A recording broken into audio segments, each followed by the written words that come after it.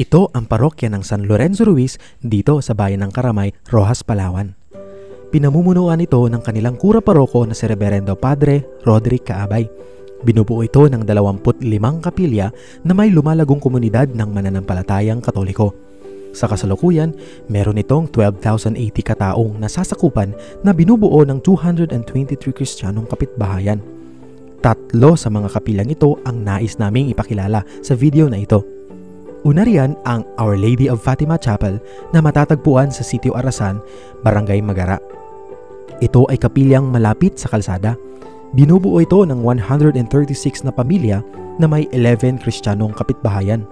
Ito ay isa sa mga napinsala ng Bagyong Odette noong Disyembre taong 2021. Natangay ang mga bubong at nasira ang mga pader nito. Salamat sa Missionary Families for Christ USA na naglaan ng tulong sa pagbangon ng kapilyang ito. Nakapagpatayo na ito ng bagong struktura na mas matibay at mas malaki.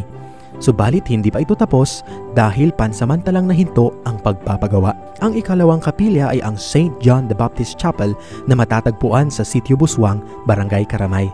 Ito ay kapilyang malapit sa dagat. Binubuo ito ng 96 na pamilya at 6 na kriska. At dahil sa bagyo, lubos itong napinsala. Halos wala nang natira sa mga struktura nito.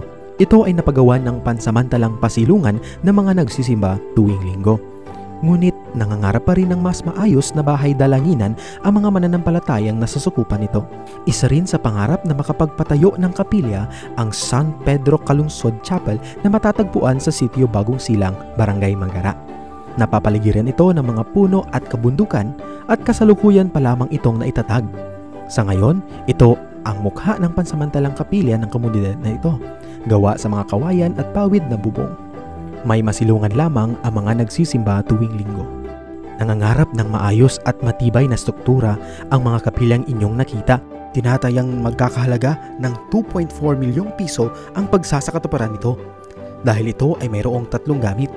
Ito ay bahay-sambahan, evacuation center at multipurpose center ng Kristiyanong pamayanan. Sa patuloy na paglaki at paglago ng pananampalatayang Katoliko, lumalaki rin ang populasyon nito.